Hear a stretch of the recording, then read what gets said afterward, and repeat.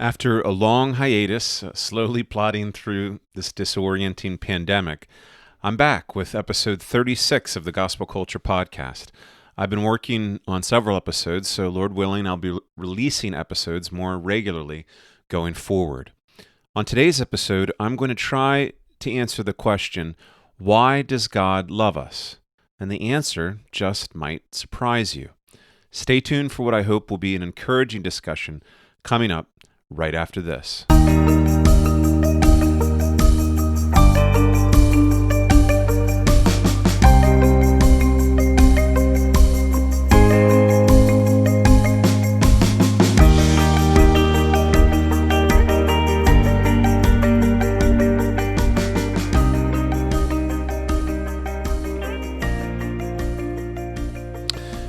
Well, the Bible is clear that God, resplendent in holiness, transcendent in glory, has chosen to love his creation. He has shown love to us, which really should be an endless source of amazement in light of our weakness and failure and sin. Okay, but why does God love us? Well, you might say, well, God loves us because Jesus Christ died for us. In other words, Christ died for us so that we as sinners can be loved by a holy God. But that wouldn't be quite right. John 3:16 informs us that God so loved the world that he sent his Son to save us. Romans 5:8 says that God shows his love for us in that while we were yet sinners, Christ died for us. So the love comes first. His love came before the cross. In fact, the cross is the revelation of his great love for sinners like you and me. Certainly the atonement that Jesus purchased in his substitutionary death forgives our sin and cleanses us from unrighteousness so that we can be reconciled to God and experience his love. And yet all of that is a reality because of his love for us. In fact, to reject the gospel is to reject the love of God. So why? Why does God love us?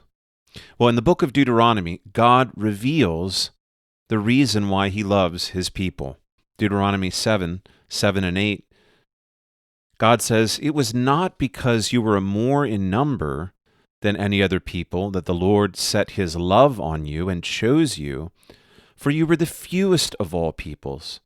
But it is because the Lord loves you and is keeping the oath that he swore to your fathers, that the Lord has brought you out with a mighty hand and redeemed you from the house of slavery, from the hand of Pharaoh, king of Egypt."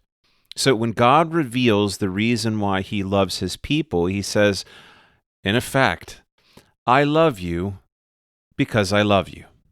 He loves because he loves. In other words, his love is not rooted in achievement or excellence or impressive character. Actually, he says to his people in the verses I just read, you're not impressive at all. That is not why he loves his people. He declares that he loves his people because he made a promise to love us. He loves us because he loves us. And this is so important to understand because if we believe that the reason God is able to love us is because Christ died for us, then we may find ourselves viewing the Father as sort of having his arm twisted by his Son, and now he's obligated to love us because of the cross. Or if we believe that the reason God loves us is because we're doing well in the Christian life, having really good devotions, fervent in prayer, fighting sin, and sacrificing of ourselves for others. If we believe somehow that this is why God loves us, then where will we be when we give in to the temptation, when busyness pushes out the devotions and prayer? We may find ourselves struggling to believe that God does love us. But no, he loves us because he loves us. He loves us simply because he has chosen to show us his great love. Author and pastor Tim Keller recounts a story of listening to a preacher comment on this passage in Deuteronomy. The preacher said, basically what God is saying is, I loved you because I loved you, because I loved you, because I love you. I didn't love you because you were serviceable to me. I just loved you because I loved you. Then the preacher went on to say, someday your wife is going to come to you and say, do you love me, honey? And you, of course, are going to say, of course I love you, sweetheart. And then she's going to say, why? Why do you love me?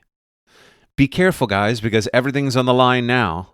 Here's what you could say. Honey, I love you because you've got a great figure. I love you because we have great sexual chemistry. I love you because you're athletic and we could do all kinds of stuff that I couldn't do with other women. We could do mountain climbing, we could play tennis. Or, I love you because you actually have your own career, so you bring a pretty good amount of money into the family coffers.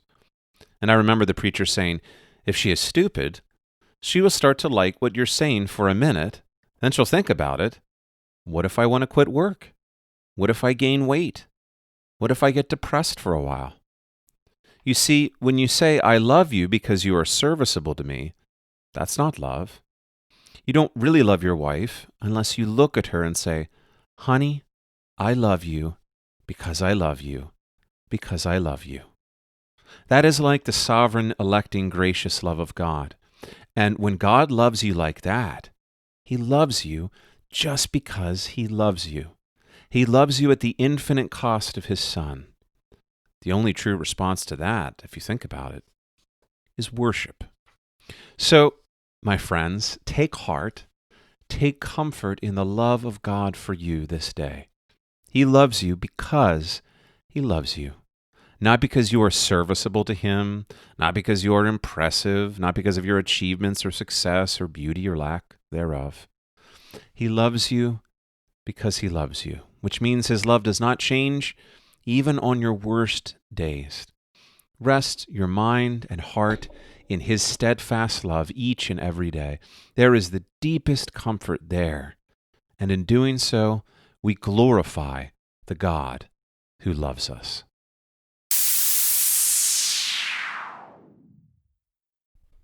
Well, thanks for listening to this episode. If you haven't already, I encourage you to subscribe to the podcast so that you can be notified when new episodes drop, and there are some new ones coming. Thanks to my brother Gabriel, also known sometimes as Kaluna Labs, for the music on the podcast. Thanks for listening, and God bless you.